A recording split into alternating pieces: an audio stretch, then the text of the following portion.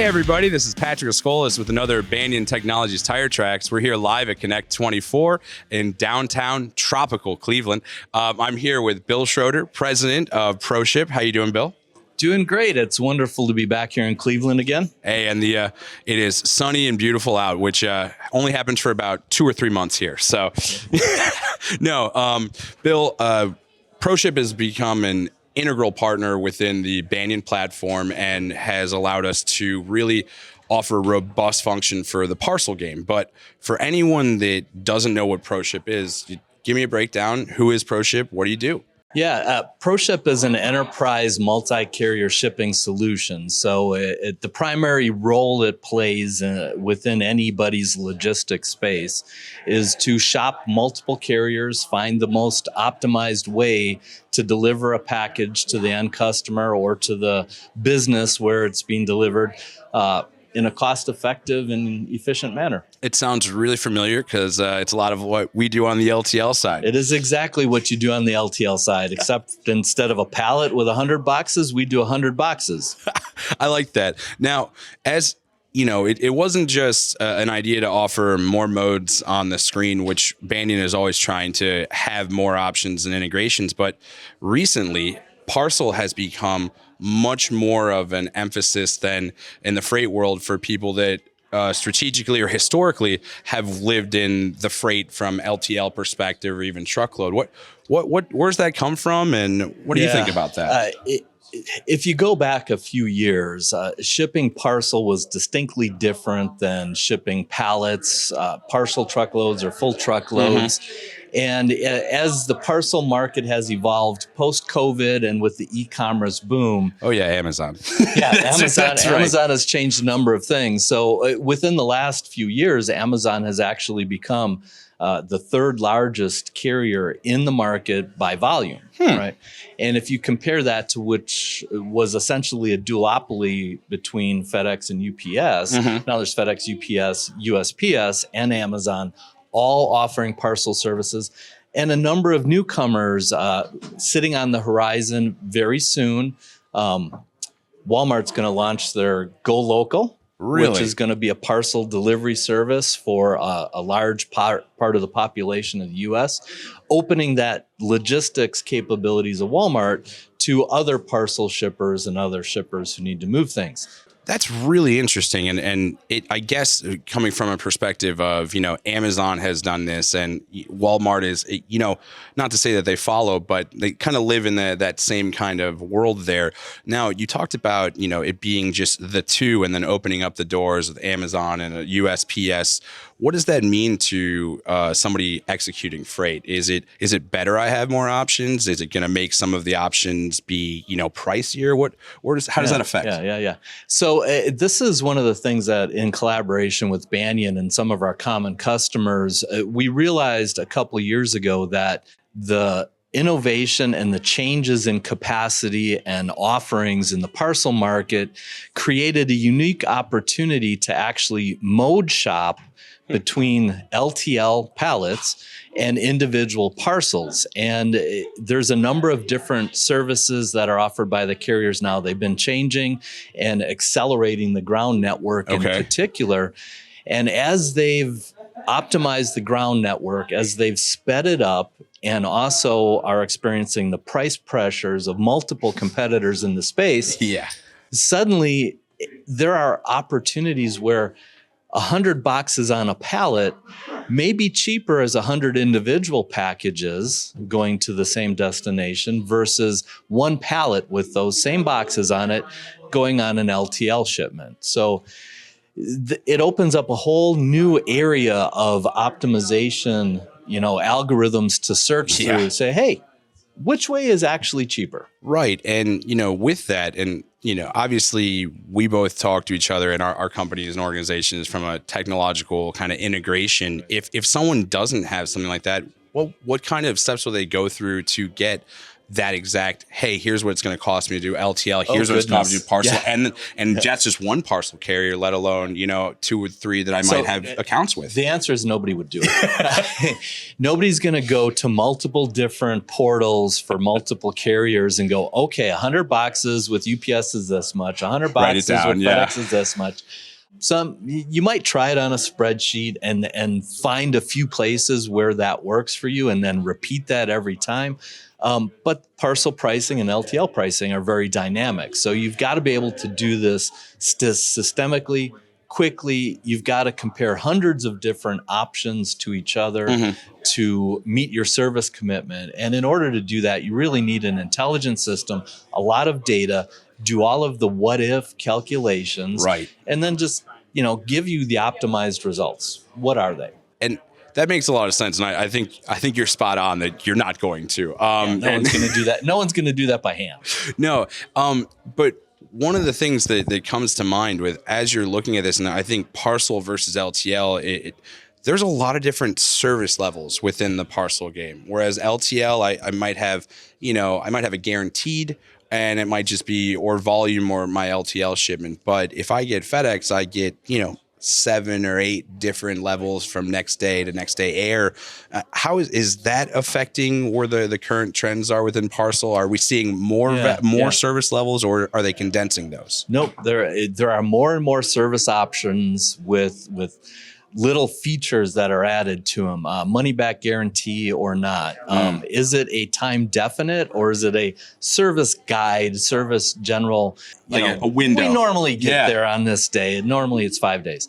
So the number of services has actually multiplied significantly and changed significantly. Smart Post used to be offered by FedEx. Okay. They no longer offer Smart Post. They have Ground Economy. The post office consolidated several different services into one, Ground Advantage. Yeah, I've heard of that Ground recently. Advantage is extremely competitively priced, and it uses the same delivery mechanism, final mile by the post office, little blue truck, right? we all know them. We see them every single day. Your dog's barking at them. Yeah, exactly. And now they're putting parcels into that network too. Now they're price optimized for a very specific kind of parcel. Right. If you think about their trucks compared to the UPS truck or the FedEx truck, they're not designed to carry really large boxes. You don't ship bean bags via USPS, right? Sure. Not a good choice, and they priced it that way too. Bill, do you get a lot of bean bags? Do you do a lot of shipping of bean bags? One of those beanbag manufacturers, you see their advertisements on TV. They happen to be one of our customers, okay. So we do ship a lot of beanbags. I don't personally get a lot of them delivered. But I got nothing against it. My kids got them in the basement, so no, but I was just it was an interesting example that you came up with there. No, but that makes sense. You're not going to send a beanbag with USPS, but they have that small niche. Is that where a lot of the carriers are going to go kind of find their niche and carve it out? Or are some of them going to diversify and try to get anything that you got to send? Nobody wants everything and anything. So the actual physical operations of the different carriers vary from carrier to carrier. What kind of trucks they have, what kind of sort facilities, where their hubs are, and where is it most efficient for them to deliver packages. For example, USPS Post Office with their Ground Advantage product has really targeted zones 2 through 5 and packages up to about 20 pounds. Now, you can ship things that are up to 70 pounds, but their sweet spot for pricing competitively to other carriers really falls in that zone 2 to 5 and up to 20 pound range. Okay. So UPS and FedEx may not want those same packages from the same origin and destination. And it's comparing all these things, all these variables that makes the LTL versus parcel comparison valid.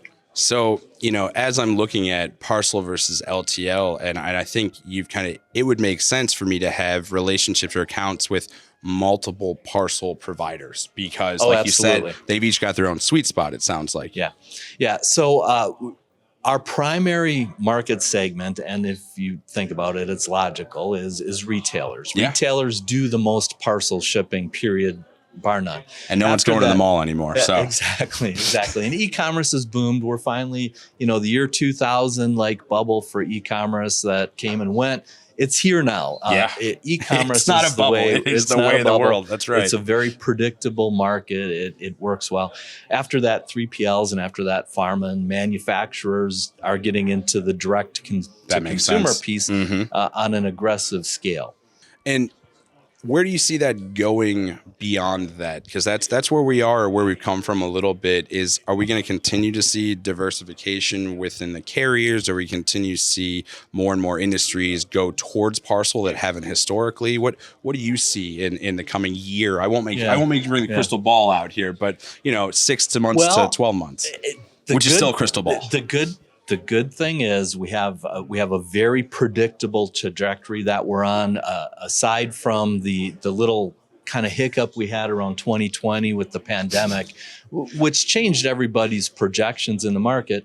Year over year, 10 to 13% e-commerce grows. That's total volume and revenue, right? Okay. So that's going to continue. We don't see that changing anytime soon, and it might, but it's not going to change in the next 6 months. As the population goes, there's more people buying and getting it from the websites. Exactly. Yeah. No, and I think not only is it an opportunity for visibility to have these different options of parcel and LTL next to each other, but there's a lot of insight looking back at how you made decisions, where decisions to go, like you were saying, go LTL one day or maybe split it to parcel. How is that something that you've seen organizations you work for change how they look towards the future with maybe their freight operations, or what they try to do with their carrier pool? A typical customer of ours, so somebody who's shipping a lot of parcel, has 7 to 9 carriers that they have contractual agreements with. Okay. So that means they're rate shopping 7 to 9 different carriers for every parcel that's going to go from one of their origins to one of their destinations. Right. Banyan operates very similarly in that most of the customers rate shop multiple carriers. I'd say 7 to 8 is probably that sweet spot. Yeah. You take 7 or 8 parcel carriers and the service offerings that they have. So that's like 7 or 8 raised to the 7th power. Right. Different options for how you can ship a parcel. Yeah. You multiply that by the LTL options you might have, and suddenly you're comparing and seeking to find the best method out of tens of thousands of potential choices you could make in service offerings and in the carrier offerings. So to try going back to our point just a few minutes ago, somebody's going to do that manually. No one's going to do that manually. But it's perfect for machine learning. It's perfect for big data crunching and finding optimizations. And then where do you go from there? Looking back historically, what you did and mining that for intelligence to find opportunities to further optimize your spend, that's where it is. You take that big data, you analyze it, and you come up with strategies for tomorrow. The actionable data gets you your next actions. Exactly. Now, one of the things I thought about as you're doing this in the LTL or even truckload world, a routing guide existed. Is that something that used to exist within Parcel, where someone says, "Hey, move this lane, FedEx," and I would assume fascinating. Has that gone to probably kind of the grave? Which I as I talk to my clients, a lot of them for the first time will go, "Well, we have a routing guide, and we have live rates coming in day in, shipment to shipment. You don't need that anymore." Is that similar to how Parcel transitioned, or did that not exist back before the live rates? Yeah, there's actually still too many routing guides out there. Okay. And where you find routing guides is with a lot of shippers that are e-commerce houses. They might have their own distributions centers, and they might have their own inventory that they stock and that they ship, but they also engage tens, hundreds, in some cases with very large e-commerce names that you're familiar with, thousands of vendors who actually do the parcel fulfillment or the LTL fulfillment. Okay. So the routing guide has been replaced with the electronic equivalent. This list of orders, fulfill these. Has to go with. Here's how each one of these should be shipped. So it's not a human decision anymore on the actual shipment side. Okay. It's not the 3PL that's doing the fulfillment that's deciding how to send it. It's the e-commerce person who's actually paying the bill. Oh, right. And they're deciding at that last, how do I want it shipped? Okay. And they leverage all of their data, all of their contracts with all the carriers they're engaged with to do the electronic equivalent of a routing guide, except instead of general apply these choices when you make shipment decisions, it is literally an item by item, order by order routing guide equivalent, which is actually just shipment instructions. Right. No, here's the shipment instructions. Ship it over to Patrick. He's expecting it on Tuesday. Send it via FedEx. It's crazy to hear you say that, and me to have never thought of at the last point of any order is here's where I'm choosing how it moves, and that becomes the new kind of routing guide from a simplified standpoint. Now, with the diversification and kind of that sweet spot where it could go LTL or parcel, do you think, is LTL, and I know that's not from your world, do you think that there will be a shift from the LTL side at that lower piece to compete more with some of the loads they might be losing to parcel that they didn't used to? Yeah, I see so first of all, in the space of our joint customers, most of them are not e-commerce B2C shippers. Correct. Right? They're B2B shippers. They're doing restocks. They're doing those kinds of things for stores. So the decision to ship it via LTL or parcel is really incumbent on, the e-commerce shipper recognizing that. Now, where we have the least visibility into it, where shippers have the least visibility into it, is when they are doing those restocks and they've traditionally shipped 20 cartons of a commodity preparing for peak to a retail location. That function inside the business is not usually the same ones that have traditionally done the LTL shipping. Right? Different department, potentially a different budget, a different cost center. And businesses are missing the opportunity there because these things are in their own silo. It's not in a collaborative and they're not talking freight to each other. Usually it's Banyan that walks in the door and says, hey, you could do this.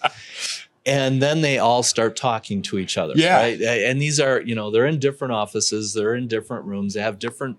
They've both been doing it for 10, 15 years and never thought to cross the hall. They never thought to talk to each other. Hey, could you send these 20 boxes separately cheaper? Or could you put it all on a pallet and send it that way cheaper? It's just kind of fallen into its segment and stayed there. No, that's awesome, because I think that right there is the, kind of the emphasis of the change policy and using the actionable data to make a really...